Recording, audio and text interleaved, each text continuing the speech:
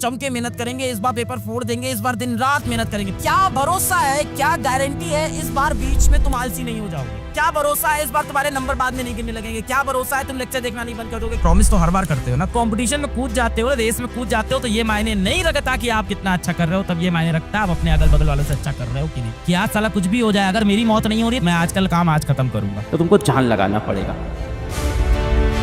एक लड़का था, उसको एनडीए का इंटरव्यू देना था। केरल से निकला, देहरादून में था इंटरव्यू। बड़े गरीब घर का बच्चा था, पैसा भी नहीं था उसके पास, 18-19 साल का था। तो उसकी बहन ने बोला कि मैं अपना कंगन बेच देती हूँ और इससे जो पैसे आएंगे इससे टिकट करा के चले जाना। कंगन बेचने से इतने ही पैसे आए कि एक तरफ का टिकट हो पाया, और इंडिया में यदि आप सिलेक्ट हो जाओ तो आने जाने का आपको पैसा वापस मिले। तो उसको पूरा भरोसा था कि मुझे आने जाने का पैसा मिल जाएगा। उस बच्चे को पायलट बनना था, तो गया भाई देहरादून में एनडीए के इंटरव्यू में, वो रिजेक्ट हो गया। कॉमन सी बात है, बहुत टफ होता है। रिजेक्ट हो गया। जैसे ही रिजेक्ट हो, उसको लगा अपनी बहन को क्या मुंह दिखाएंगे, अपने पिताजी को क्या मुंह दिखाएंगे, कंगन बेच के यहाँ तक आए हैं, क्या इज्जत रहेगी हमारी। वो बच्चा चला गया पहाड़ की चोटी पे, और चोटी के नीचे थी गंगा नदी। और फिर उसके मन में वही ख्याल आया जो हम सबके मन में कहीं ना कभी तो आता ही है। मेरे मन में भी ऐसा क्या आता है, एक बार चोटी की तरफ जाए फिर पीछे चला जाए, क्योंकि डिसीजन लेना पड़ता है। जब वो ये सोच रहा था तो उसी टाइम वहाँ पे शिवानंद स्वामी आ गए इत्तेफाक से पहाड़ के ऊपर। तो शिवानंद स्वामी ने से पूछा कि बच्चा क्या कर रहे हो? तो रो पड़ा छोटा बच्चा 18-19 साल का, बोला कि साधु जी हमारे साथ ऐसा हुआ है, हम केरला से आए हैं यहाँ तक और बहन का कंगन बेच के आए हैं, अब क्या मुंह दिखाएंगे, हमको पायलट बनना था, हम पायलट नहीं बन पाए। क्या है तुम इधर आओ, चलो करे हमारे साथ। तो उसको ले गए अपने साथ आश्रम में, बोले चलो खाना खाओ, रोटी खाओ, बढ़िया। क्या चलो अब सो जाओ, समय से रात हो गई, चलो सो जाओ। सो गया। अगले दिन सुबह उठे, क्या लो किराया लो, चलो घर जाओ। तो फिर वो फिर से रो दिए कि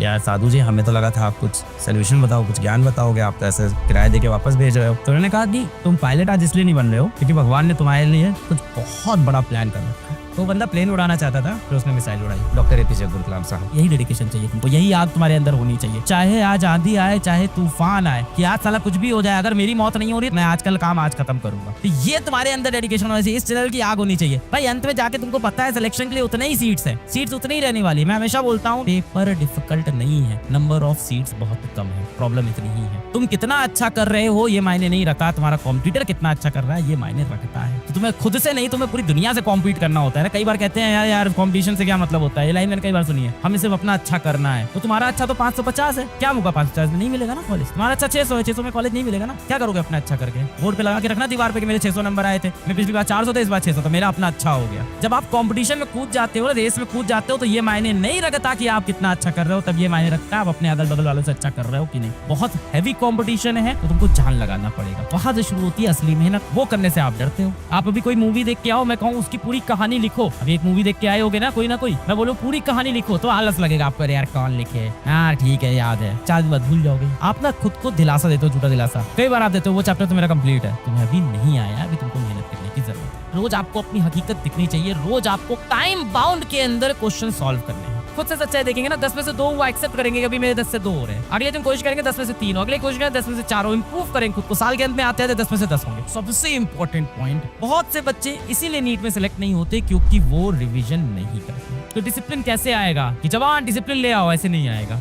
आपके सामने आपका शीशा होना चाहिए जो आपको रोज आपकी सच्चाई बताए। Maximum student fail because they are not able to complete the syllabus. पूरा सिलेबस ही नहीं कंप्लीट करते हैं, उनको पता ही नहीं होता उन्हें कौन सा टॉपिक आता है, कौन सा टॉपिक नहीं आता है, उन्हें पता ही नहीं होता ये कंपटीशन कहाँ चल रहा है। बहुत से बच्चे मैंने देखा है सिर्फ लेक्चर देखते हैं और सोचते हैं बहुत अच्छा चल रहा है। अरे पागल, एक इंसान ऐसा भी है जिसके सारे लेक्चर भी कंप्लीट है, सारे टेस्ट भी दे रहा है, डीपीपी भी सॉल्व कर रहा है, 4 बार रिवाइज भी कर लिया। तेरा कंपटीशन उससे, और तू सोचता है तेरे 10 में से 8 चैप्टर तैयार है, ठीक तो चल रहा है। तैयार के नाम, तुम्हारा तैयार का मतलब क्या होता है? तुमने उसके लेक्चर देख रखे हैं और नोट्स बना रखे हैं, रिवीजन तो दूर की बात है, तुमने पढ़ा भी नहीं है। और फिर खुद को झूठा दिलासा देते हो कि पहला चैप्टर मैंने पढ़ा तो था, है ना, पहला चैप्टर कब पढ़ा था? 4 महीने पहले पहला चैप्टर पढ़ा था, तैयार तो होगा ही मेरा। और खुद को दिलासा देते रहते हो, झूठी तसल्ली देते रहते हो, नहीं वो तो पढ़ा था, तैयार होगा। और फिर कब खोलते हो उसको जाके? तुम खोलते हो मार्च में, फिर अरे यार इसमें तो 10 दिन लगेंगे रिवीजन में, अभी गया वो चैप्टर भी तुम्हारा। तो सबसे ज्यादा इंपॉर्टेंट होता है अपनी ट्रू मिरर रिपोर्ट। कई बार हम लोग चाहते हैं ना हमारी सारी गलतियां हमारे घर वाले देखें, हमारा कोई भैया या दीदी देखे, जो रोज हमको फिर डांटता रहे उस बात के लिए, या किसी के सामने। जैसे मेरी ये चीज है, मुझे लाइफ में कुछ बहुत बड़ा करना होता है तो मैं जाके उसको अपनी दीदी को बोल देता हूँ मुझे ये करना है। तो मैं उसका 4 दिन अगर सो रहा हूँ ना तो फिर ताने मिलने लगते हैं मुझे, तुम तो कह रहे थे ये करोगे, तुम तो सो रहे हो। तो मेरे लिए वो मोटिवेटिंग है,